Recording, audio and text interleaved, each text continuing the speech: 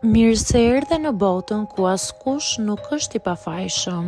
Sekrete shqiptare, vendi ku rrëfimet më të thella, më të ndaluara dhe më të pathëna të shqiptarëve marrin zë.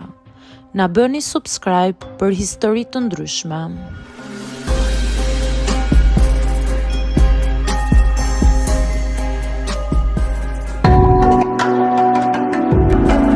Punoj në azilin e pleqëve dhe jam e tmerruar nga ajo që ndodh aty. Unë quhem Lindita dhe jam 31 vjeçe. Prej 2 vitesh punoj në një azil të moshuarish. Nuk e kam parë kur faktikisht me syrin që i shoh sot gjërat. Kam hyrë aty me idenë se puna do të ishte e qetë, njerëzore dhe me plot mirësi. Më pëlqente ideja të shërbeja një brezi që kishte dhënë gjithë jetën për ne. Por realiteti ishte tjetër botë. Dua t'i tregoj faktikisht gjërat fiks siç i kam përjetuar. Dita ime e parë ishte e mbushur me emocion. Ndihesha mirë që do të kisha mundësi të ndihmoja njerëzit që nuk ishin më askënd. Më pritën me buzëqeshje, më dhanë uniformën dhe më treguan pavionet. Por që në ditët e para fillova të kuptoj se diçka nuk shkonte. Kishte shumë pak staf për shumë të moshuar që ishin. Një punonjëse duhet të kujdesej për 15 persona. Më thanë, mos i llogarit orët, këtu puna nuk ka fund. Mu duk pak e çuditshme, por gjithsesi mendova se do të ambientohem. Nuk isha parë ende asnjë gjë.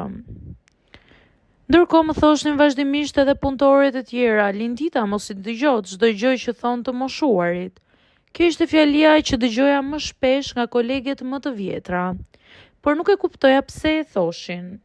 Derisa fillova t'i dëgjoj vetë. Një gjyshe më tha me zë të ulët, mos më lini vetëm natën, kam frikë.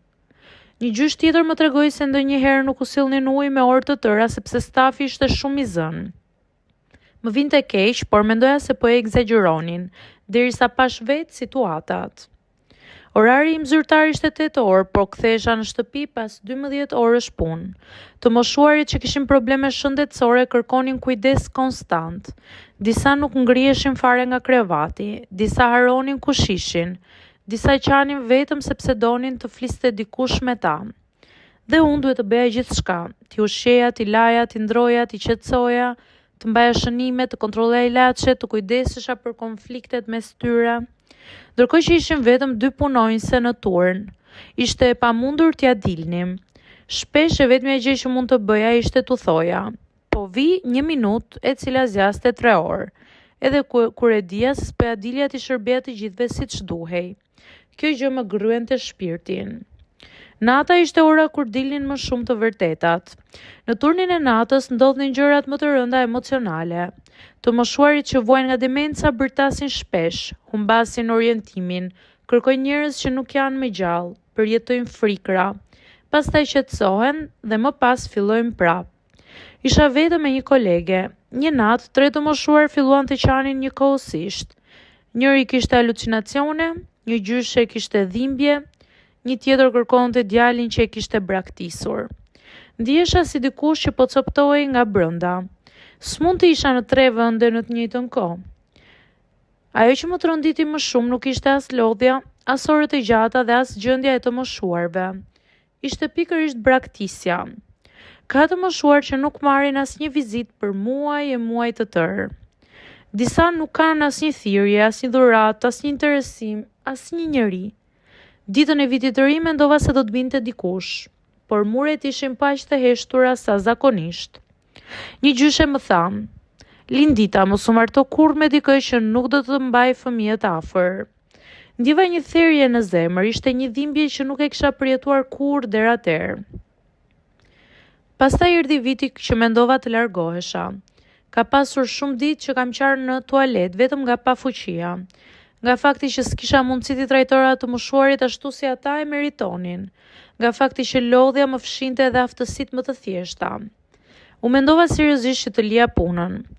Por sa herë që bëhesha gati, ndonjë gjyshe më merrte dorën dhe më thoshte, "Faleminderit që je këtu, bija ime." Dhe unë lëkundesha. Nuk e dija nëse ikja do ta bënte situatën më të mirë apo do e përkeqësonte aty. Dhe vazhdova të qëndroj. Nuk e di sa gjatë do ri, nuk e di sa do ta përballoj trupi dhe mendja ime, por di një gjë. Kam parë dhimbjen më të thellë njerëzore, braktisjen më të madhe, vetmin më të ftohtë dhe syt më të ngrohtë që kam parë ndonjëherë. Edhe pse jam e tmerruar nga ajo që ndodh, nga keqtrajtimet, pabesia, harresa, sidomos harresa vret më shumë se çdo sëmundje. Dhe jam ende aty sepse dikush duhet të jetë. Ndoshta një ditë do të largohem, por jo sot.